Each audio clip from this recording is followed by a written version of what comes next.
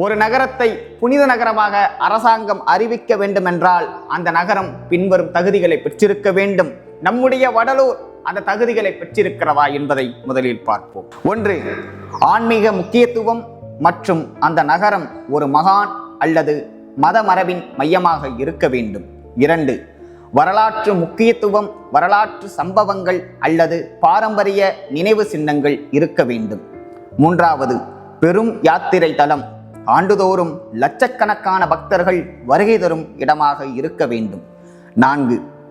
தேசிய அல்லது உலகளாவிய அங்கீகாரம் மற்றும் அந்த இடத்தின் புகழ் மாநில எல்லைகளை தாண்டி இருக்க வேண்டும்.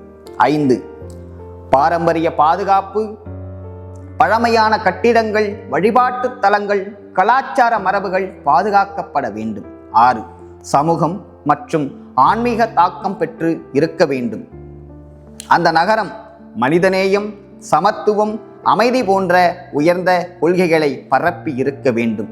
மேற்கண்ட அனைத்து தகுதிகளையும் வடலூர் நகரம் பெற்றிருப்பது உலகம் அறிந்ததே. இத்துடன் இல்லாமல் பல சான்றுகளை நம் பெருமைமிக்க வடலூருக்கு நாம் அடுக்கிக் கொண்டே போகலாம்.